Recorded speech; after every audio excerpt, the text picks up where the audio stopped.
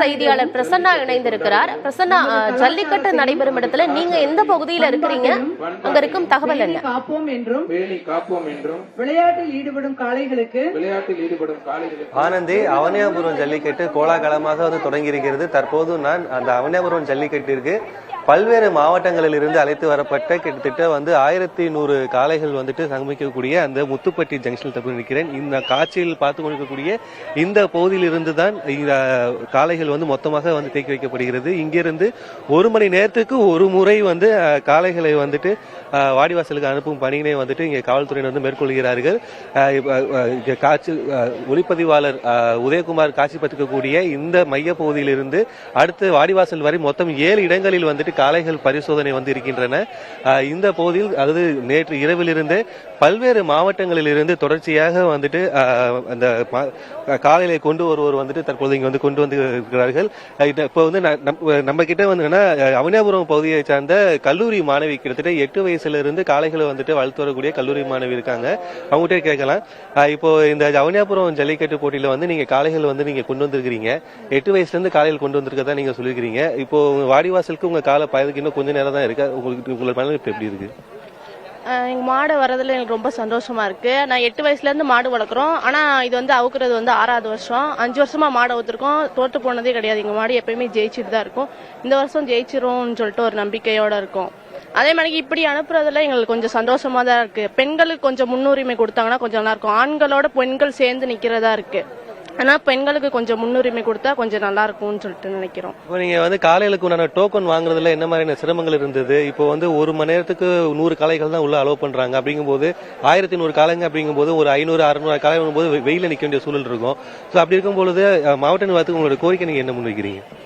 அது என்னை பொறுத்தளவு அது கொஞ்சம் நல்லதுதான். ஏன்னா உடைச்சு தள்ளுவாடியில் ஏத்துனாங்கன்னா அது ரொம்ப கஷ்டம். மாடுகளுக்கு காயப்படும், மனிதர்களுக்கு காயப்படும், வீரர்களுக்கு காயப்படும். அது ரொம்ப கஷ்டம் தான். இப்படி அவுக்குறது கொஞ்சம் சந்தோஷம் தான். ஆனா பெண்களுக்கு கொஞ்சம் முன்னுரிமை கொடுத்தா கொஞ்சம் நல்லா இருக்கும். ஆனந்த், கல்லூரி மாணவி அவங்க சொன்னது மாதிரி தான் கிட்டத்தட்ட இந்த சாலை முழுவதுமே காளைகளால் தான் நிரம்பி இருக்கின்றன. ஒவ்வொரு இடங்களிலுமே போலீசார் தங்களுடைய கட்டுப்பாட்டில் கொண்டு வந்திருக்கிறார்கள். அதாவது இந்த பகுதியிலிருந்து 7 இடங்கள் வரை ஒவ்வொரு இடத்திலுமே காளைகள் படிப்படியாக பரிசோதனை செய்யப்படுகிறது. குறிப்பாக கால்நடைத்துறையும் காவல்துறையும் இணைந்து அவர்கள் தற்பொழுது அந்த வரக்கூடிய காளைகளுக்கு உண்டான அந்த அடையாள அட்டையும் அதே போல் காளை உரிமையாளர்களுக்கு உண்டான அடையாள அட்டையும் பரிசோதனை மேற்கொள்கிறார்கள். போலியான ரசீது மூலம் காளைகளை வாடிவாசலுக்கு கொண்டு வர முயற்சிக்கும் நபர் மீது கடுமையான சட்ட ரீதியான நடவடிக்கை மேற்கொள்ளப்படும் என காவல்துறையினர் எச்சரித்திருக்கிறார்கள். அதே போல் மது போதையில் யாரும் வரக்கூடாது என்கின்ற விஷயத்தில் அறிவுறுத்தப்பட்டிருக்கின்றன. கிட்டத்தட்ட 1100 காளைகளில் தற்பொழுது போட்டி ஆரம்பிப்புக்கு முன்பே 150க்கும் மேற்பட்ட காளைகள் இந்த 7 கட்ட பரிசோதனையை தாண்டி வாடிவாசலுக்கு உண்டான அந்த பகுதிக்கு சென்று விட்டன. எந்த விதமான சிரமமும் இல்லாமல் எந்த விதமான குழப்பமும் இல்லாமல் ஒவ்வொரு மணி நேரத்திற்கும் 100 காளைகள் வீதம் மாலை 3 மணியிலிருந்து 4 மணிக்குள் 1100 காளைகளை முழுமையாக அவுழ்ப்பதற்கு உண்டான அனைத்து நடவடிக்கை மாவட்ட நிர்வாகம் சிறப்பாகவே மேற்கொண்டிருக்கின்றன.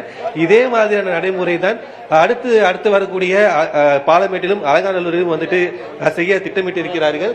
மாவட்ட நிர்வாகத்துடைய இந்த சிறப்பான முன்னேற்பாடுகள் காளைகளை கொண்டு வருவதற்கு ஒரு மிகுந்த ஒரு மகிழ்ச்சியும் மிகுந்த ஒரு சிரமத்தையும் ஏற்படுத்தாமல் மிகுந்த ஒரு மகிழ்ச்சியை தற்பொழுது உருவாக்கி இருக்கிறது.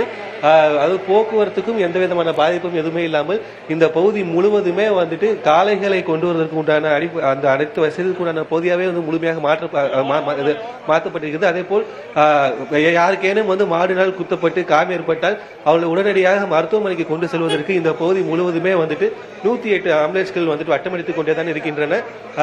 பொதுமக்கள் யாரும் இந்த பகுதிக்கு காளைகளை பார்ப்பதற்கு அனுமதி என்பது முற்றிலும் மறுக்கப்படுகிறது. குறிப்பாக காளையுடைய உரிமையாளர்களுக்காக ஒரு பெரிய இடமாக ஒரு திறந்தவெளி மைதானமாக தான் இந்த பகுதி பார்க்கப்படுகிறது.